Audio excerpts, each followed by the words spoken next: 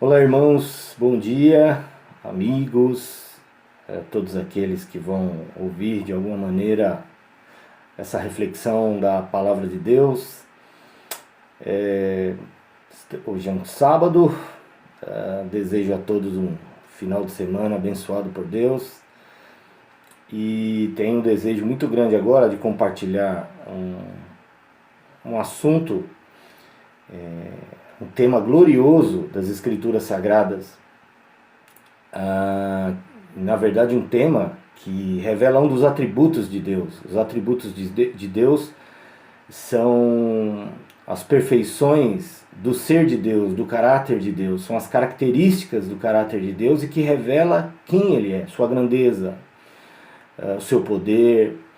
E se você vir para as Escrituras e você meditar em todas as qualidades, as características do caráter e do ser de Deus, você vai ver e conhecer a glória de Deus, como Deus é glorioso, porque não há ninguém como Deus. Então, nessa manhã, eu senti um desejo muito grande já pela semana, meditando nesse tema, e quero compartilhar com vocês o tema sobre a ira de Deus. A ira de Deus, ela é um atributo de Deus. Embora muitos e muitos cristãos se sentem desconfortáveis em falar sobre a ira de Deus ou até mesmo em ouvir sobre a ira de Deus. Eu falo isso porque eu mesmo, muitas vezes, na minha caminhada como discípulo de Cristo,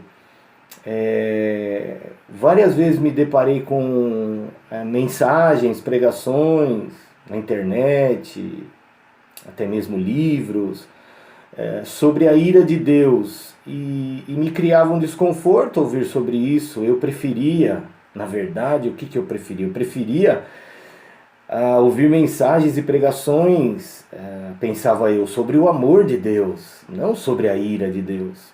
Bom, mas a verdade é que, irmãos, nós nem podemos conhecer de fato o glorioso amor de Deus sem conhecer a ira de Deus. Porque, ao contrário do que até muitos cristãos pensam, e até muitas pessoas no mundo pensam, a ira de Deus não é contraditória ao amor de Deus.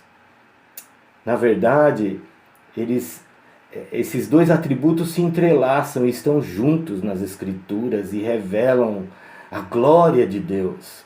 E como todo cristão, nós deveríamos viver para a glória de Deus. Nós deveríamos nos alegrar com tudo aquilo que revela a glória de Deus, a majestade de Deus, o caráter de Deus, a pessoa de Deus. E a ira de Deus, assim como o amor de Deus, a misericórdia de Deus, a graça de Deus, a bondade de Deus, revelam a glória de Deus.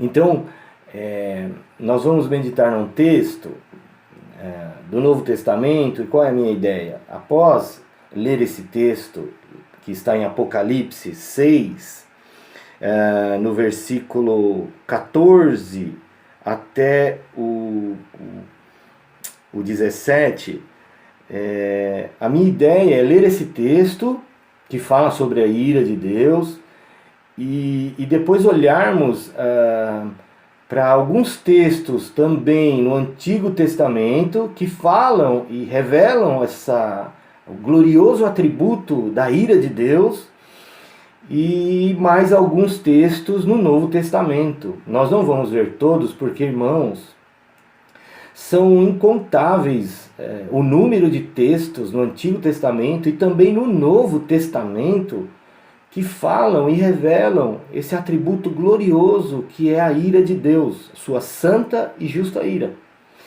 Então nós vamos ler em Apocalipse capítulo 6, versículo 14, diz assim: O céu recolheu-se como um rolo, e todos os montes e ilhas foram removidos de seus lugares. Os reis da terra, os nobres, os chefes militares, os ricos, os poderosos, todo escravo e todo homem livre, esconderam-se nas cavernas e nas rochas das montanhas. E diziam aos montes e rochedos: cai sobre nós, e escondei-nos da face do que está sentado no trono e da ira do Cordeiro, porque chegou o grande dia da ira deles. Quem poderá subsistir? Bom, aqui está o livro de Apocalipse, escrito pelo apóstolo João, que teve uma revelação do Senhor Jesus Cristo, das coisas também que haveriam de vir, do final de todas as coisas, desta era, e o início da nova era que há por vir, nova era mesmo, de fato, o novo céu e a nova terra, a eternidade dos remidos, sobre o governo do Rei dos Reis e Senhor dos Senhores, o Senhor Jesus Cristo, no novo céu e na nova terra. Mas antes disso, as Escrituras revelam que haverá o dia da ira deles. Deles quem? Do Pai, do Filho, do Espírito Santo, do Deus Trino. E aqui nós vemos uma frase que diz assim: a ira do Cordeiro. E as pessoas de várias classes sociais, enfim, ricos, pobres, chefes militares, escravos, pessoas simples, livres, escondendo-se nas cavernas e clamando aos montes: cai sobre nós, mas nos esconde da face do que está sentado no trono e da ira do Cordeiro. O Cordeiro é o Senhor Jesus Cristo, o Cordeiro de Deus. Engraçado que quando nós pensamos na figura do Cordeiro, um animal tão dócil, tão calmo, e Jesus é descrito lá no livro, no Evangelho de João, como o Cordeiro de Deus que tira o pecado do mundo. E aqui em Apocalipse nós vemos que o mesmo Cordeiro que ofereceu-se a si mesmo como sacrifício pelos nossos pecados, ele virá outra vez, não para tirar os pecados, porque ele já fez isso na cruz. Ele virá julgar, ele virá derramar a sua punição e a condenação de Deus sobre aqueles que rejeitaram a Deus, que não glorificaram a Deus, e que viveram suas vidas de costas viradas para Deus, que não adoram a Deus. Então nós vemos aqui bem claro neste texto, no Novo Testamento, não é no Antigo Testamento, porque muitas pessoas têm a tendência de pensar que sobre a ira de Deus, sobre castigo de Deus é só no Antigo Testamento. No Novo Testamento, não, no Novo Testamento nós temos o amor de Deus, a graça de Deus. Não, nós temos, assim como no Antigo Testamento e no Novo, nos dois, na Bíblia toda, na palavra de Deus toda, nós temos sobre a ira de Deus e sobre o amor de Deus. E aqui nós vemos que haverá o dia da ira deles, e ninguém poderá subsistir. A ira de Deus, a ira do Cordeiro, aquele que veio a primeira vez nos livrar, nos libertar, morrendo pelos nossos pecados, assumindo a nossa culpa. Agora ele virá outra vez para julgar o mundo, julgar as nações, as pessoas que viveram desde Adão até o último homem que nascer nessa terra. A ira do Cordeiro. Agora, no Antigo Testamento nós vemos a ira de Deus se manifestar. Nós vemos, e agora precisamos dizer, para ver se nós entendemos de uma maneira correta, o que é a ira de Deus. Quando nós pensamos em ira, principalmente nós, seres humanos pecadores, nós pensamos em ira como uma ação descontrolada e raivosa contra qualquer coisa que nos é feita e que nos provoca. Então, uma reação descontrolada que explode em raiva e muitas vezes em violência, em vingança caprichosa, egoísta. Essa não é a ira de Deus. A ira de Deus, ela é a sua justa e santa punição sobre todo o mal e todo o pecado neste mundo. A grande dificuldade das pessoas em entender esse atributo da ira de Deus, e principalmente de pessoas que professam ser cristãos e que têm dificuldade, que se esquivam de meditar sobre a ira de Deus, é que o que falta para nós hoje é uma visão nas Escrituras sobre a pessoa de Deus, sobre a santidade de Deus.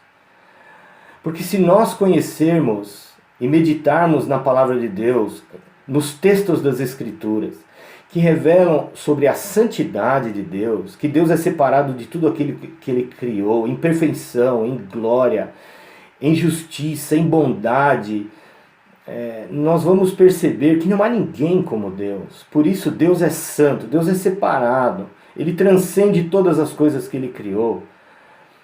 Deus é justo, nele não há nenhum mal, Deus não aceita o mal, o pecado, Ele não vira as costas para o mal, para o pecado, Ele não joga o pecado e o mal debaixo do tapete e se esquece. Deus é justo. A nossa dificuldade é que é assim.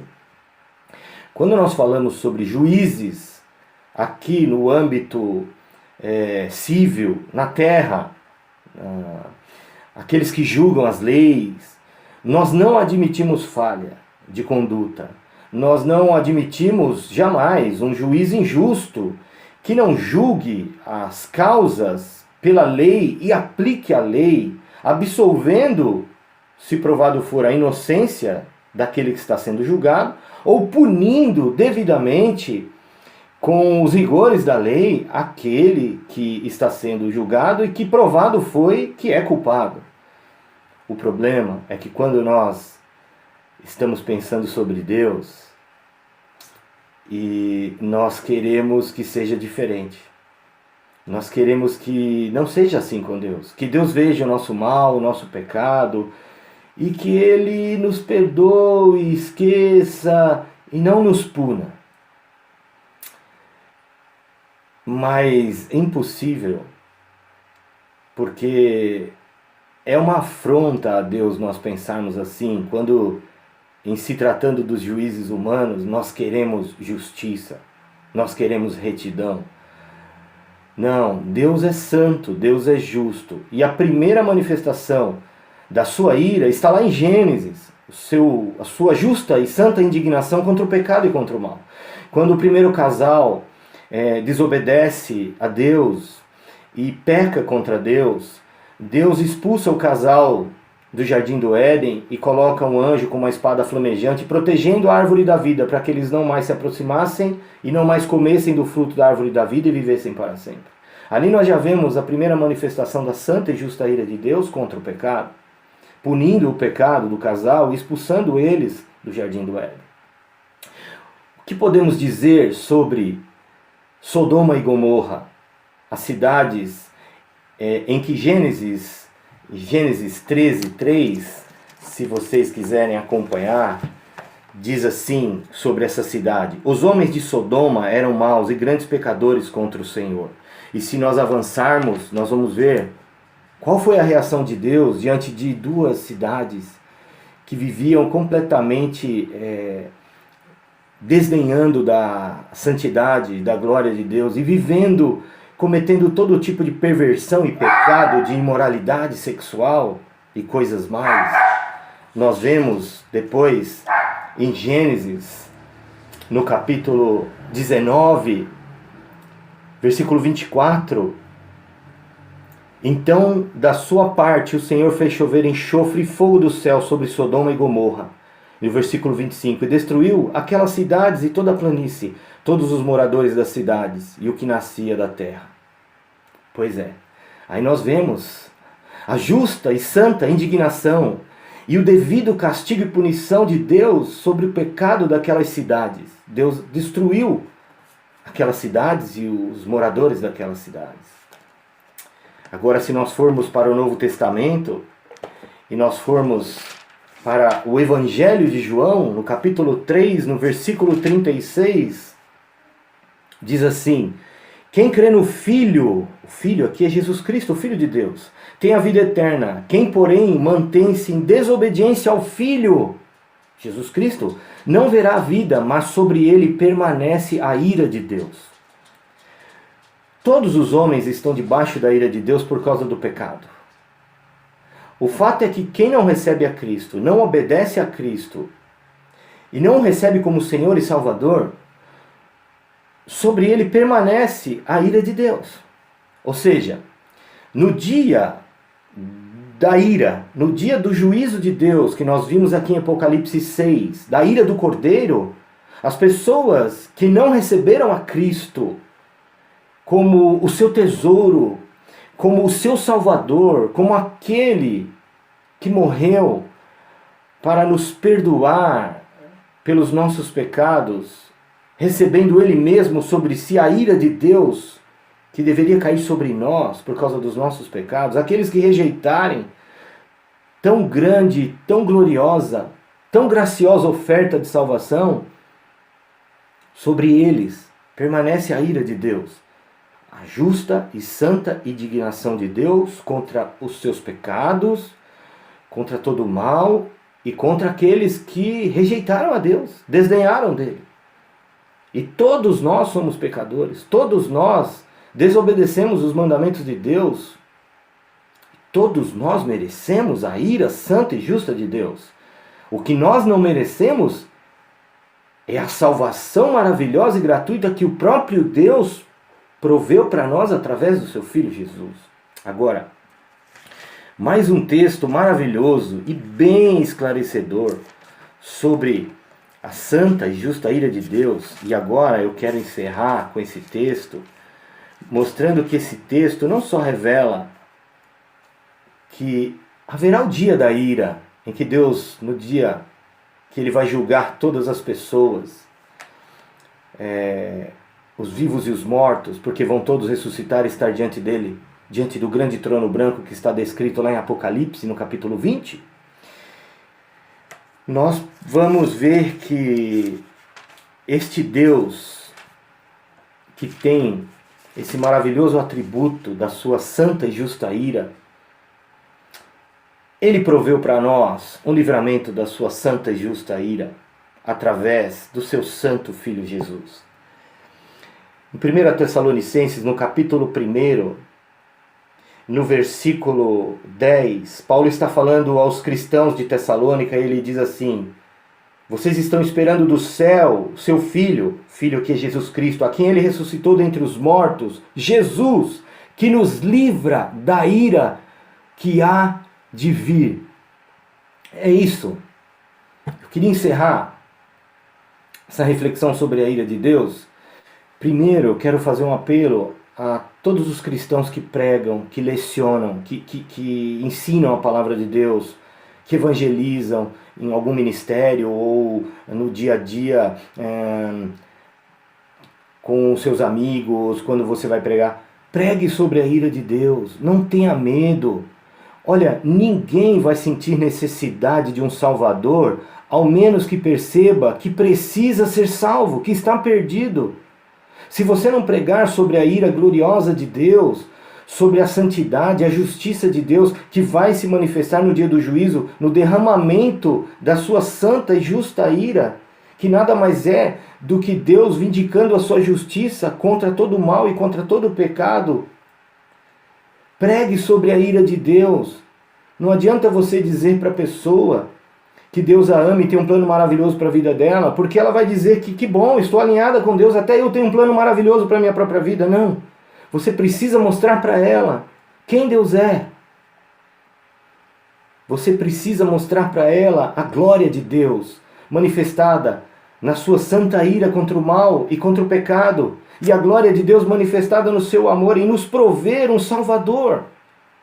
Agora eu quero fazer um apelo a você que não é cristão, que não é discípulo de Cristo. Aqui em 1 Tessalonicenses, nós vemos que o único que pode nos livrar da ira que vai vir no dia do juízo é Jesus Cristo.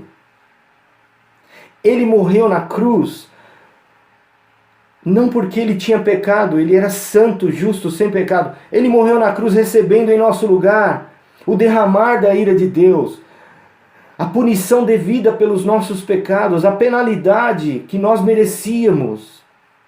Ele bebeu todo o cálice da santa ira de Deus em nosso favor, em nosso lugar. E quando nós cremos nisso, quando nós recebemos Ele como nosso Senhor e Salvador, Deus nos perdoa, Deus nos justifica e remove sua ira de nós. Agora nós somos acolhidos, recebidos como filhos de Deus.